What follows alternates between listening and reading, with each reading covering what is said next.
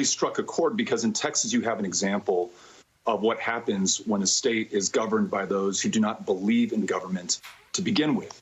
The Republican Party, as you know, Mika, has had absolute control of the state Senate, the state House, the governor, the lieutenant governor, every statewide office for the last 20 years. So the decisions to deregulate ERCOT and to ensure that it's not connected to the national grid, to fail to weatherize our power generators, whether it's coal or gas or nuclear or wind or solar or the transmission lines that carry that energy to us, the inability to ensure that there's excess capacity for emergencies like these to power our homes and businesses and lives. These are all decisions that they made. And now, of course, they're pointing the finger at Congressman Ocasio-Cortez, the Green New Deal, everyone and everything except for themselves, which does not inspire confidence that we're going to get our way out of this or learn from these mistakes. We had a terrible winter storm in 2011 that caused similar rolling blackouts across Texas. You would have thought 10 years later, with many of the same people in power, we would have learned from that mistake,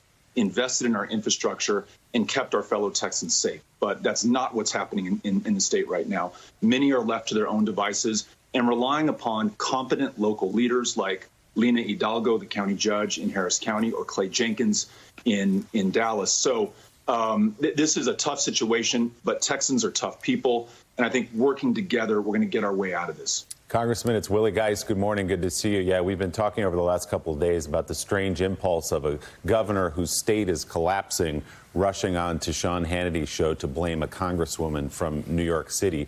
But we can put that to the side for a moment. Let's say, for argument's sake, you were governor of Texas or that you were running. Are you running for governor, by the way? I'm not.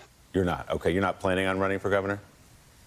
You know, I haven't really thought about it. And for me right now does not be like the time to think about it. Fair enough. So let's say you were governor, though. What's a realistic plan that you could put in place right now with this emergency in the state of Texas? What needs to change in terms of the way energy is produced and distributed in the state?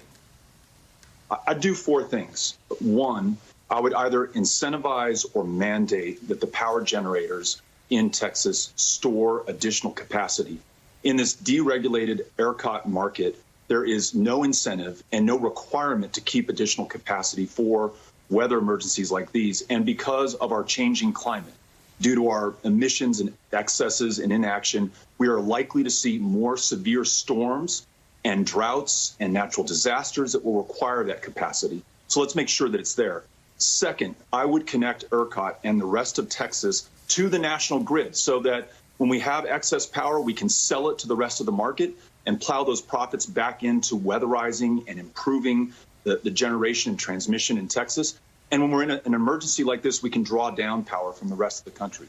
Third, I would require those generators to weatherize their systems, which is what we should have done after the freeze in 2011 and what we should absolutely do right now. And the fourth, and perhaps the most important thing, is I would take the science and climate change seriously. I would protect the most vulnerable communities. And then I would invest to make sure that Texas is the leader for the country in redesigning our energy and electricity systems to make sure that we arrest the changing climate before it is too late. Because after Hurricane Harvey, after the severe droughts in the Panhandle, after this storm in 2021 that we are not out of yet, we should know by now that this is our future unless we change our course. So those are four things that we could do as Texans. Congressman, I don't think we've spoken to you since the presidential election and since the events of January the 6th at the Capitol, where you served for many years.